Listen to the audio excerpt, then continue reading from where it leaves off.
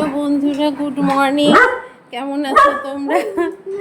এই দেখো তোমাদের, এই যে আমার গুল্লুর দেখো অবস্থা।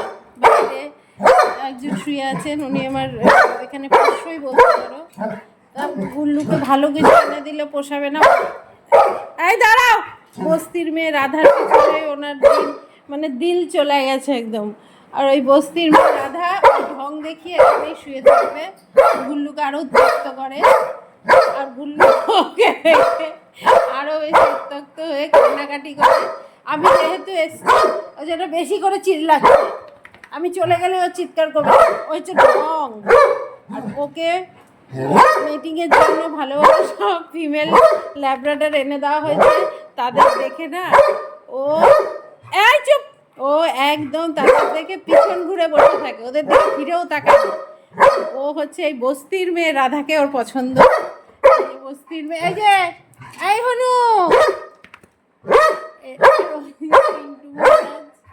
পিন্টু মহারাজ এখানেই শুনে আছে। ও খুব নির্বিকার। আরে এটা হচ্ছে এটাকে দেখো,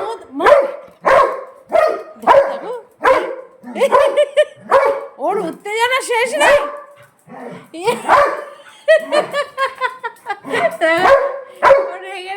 ও অ্যাকচুয়ালি আমাকে দেখাচ্ছে, আর কিছু না, আমাকে দেখাচ্ছে যে আমি কত রাখতে পারি তোমার জন্য। ওকে ফিমেল ল্যাব্রাডর এনে দেওয়া হয়েছে, ঠিক আছে? ও কখনোই তাদের দিকে ফিরে পর্যন্ত তাকায়নি। আর এই বস্তির মেয়ে রাধা যখন আমার বাড়িতে আসবে, ও এসে এখানেই শুয়ে থাকবে ঢং করে। ওই দিকে যাবে না, কোনো দিকে যাবে না, ঠিক এই সিঁড়ির পরে শুয়ে থাকবে। আর এইভাবে শুয়ে ওর দিকে ফিরেও তাকায় না। কিন্তু তাও দেখো গুল্লুর এই দশা। গুল্লু ওর জন্য পাগল হয়ে যায়, গুল্লু ওর জন্য এতটাই পাগল। ওই যে ওকে ডাকে আর ও ফিরেও তাকায় না ওর দিকে। তা আমার কি দোষ? আর আমি তো নিশ্চয়ই বাইরে ওই ঢং করছি। দেখো কুক কুক করে ডাকবে, আর ও এরকমই এলিয়ে বুলিয়ে শুয়ে থাকবে ওর সামনে এসে। এগুলো হচ্ছে বেশি বেশি না, আমরা সবসময় বলি ছেলেদের দোষ। অত ছেলেদের দোষও হয় না, কিছু কিছু ক্ষেত্রে মেয়েরাও খুব পাজি হয়। এই যে দেখতে পাচ্ছি, মেয়েদেরও দোষ কম হয় না। আমার গুল্লু সোনাকে এতটা বেশি করে দেয়, সকাল থেকে খায়নি গুল্লুটা পর্যন্ত। ওর ওই ওই দেখেই যাচ্ছে আর কেঁদেই যাচ্ছে।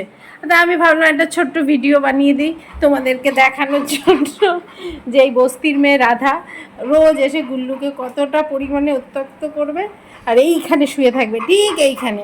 কেন ওইদিকে এত বড় বড় জায়গা তৈরি হয়েছে, এত পরিষ্কার পরিষ্কার আমার জায়গা রয়েছে, যা ওইদিকে কোনো জায়গায় একটা শুয়ে থাক, তা হবে না, ঠিক আছে? এত এত জায়গা রয়েছে, এত এত জায়গা রয়েছে, কিচ্ছু দে না। ও ঠিক এই সিঁড়ির পরে এসে ন্যাকামি করে শুয়ে থাকবে। আর গুল্লু ওইসব দেখবে, আর দেখে দেখে কী করবে, কান্নাকাটি করবে। তো এখন আমার কিছু করার নেই। ওই যে একটু বাড়ি মারবো, একটু বাড়ি মারবো, সরে যা। আমার ওদিকে জল টল ভরে গেছে, দেখি এটা ও দুধ বসিয়েছি, এটা আমার জিরে জল।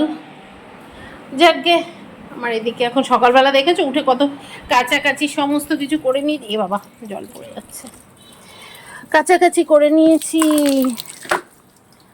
এই জলগুলো রেখে দিলাম এইসের জন্য, মাসি আসবে, এই জল পড়ে যাচ্ছে।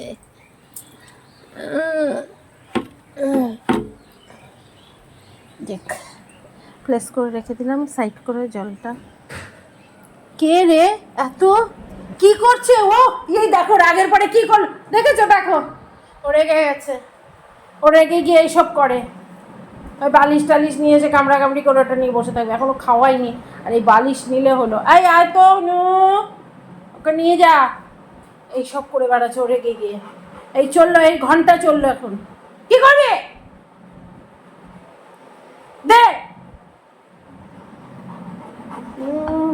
এবার তো কাছাকাছি করলাম, আবার এটা ভোগ দেওয়া আমি আর পারি না। এই আমার অর্ধেক টাইম চলে যায়। চল আমি রাখি, কাজ আছে সকালে, আবার পরে আরেকটা ঘটনা নিয়ে দেখাবো কোনো।